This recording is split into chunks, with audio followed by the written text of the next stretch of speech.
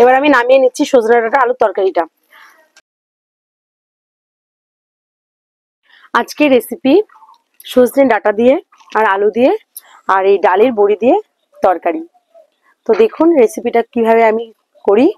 ডাঁটাগুলোকে আমি এইভাবে কেটে নেব, আলুগুলোকে আমি ঠিক এইভাবে কেটে নেব।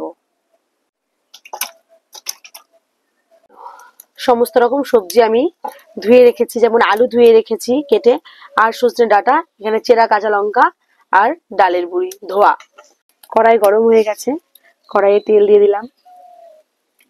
এগুলো আমি আগে ভেজে নিচ্ছি।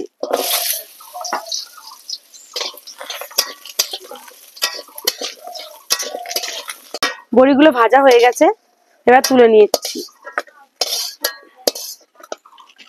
কালো জিরে ফোড়ন দিয়ে দিলাম।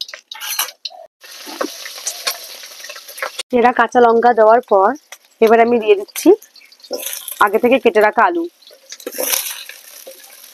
আলুগুলোকে দেওয়ার পরে একটু নাড়াচাড়া করে একটু সময় ভেজে নিতে হবে। এগুলো ভাজা হয়ে যাওয়ার পর এবার আমি দিয়ে দিচ্ছি কেটে রাখা সজনে ডাঁটা।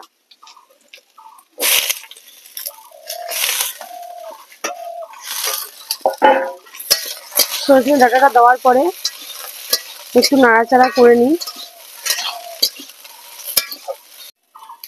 সজনে ডাঁটাটা বেশি ভাজা যাবে না, ভাজা হলে শক্ত হয়ে যাবে। এবার আমি দিয়ে দেব পরিমাণ মতো হলুদ,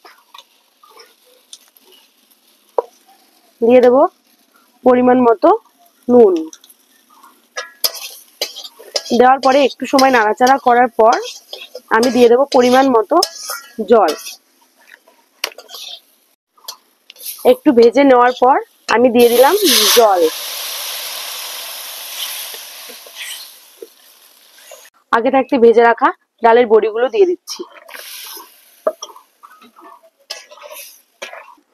সজনে ডাঁটা আর আলুর তরকারিটা প্রায় হওয়ার মধ্যেই আমি একটু জিরের গুঁড়ো দিয়ে এটাকে নামিয়ে নেব। এবার আমি নামিয়ে নিচ্ছি সজনে ডাঁটা আলুর তরকারিটা।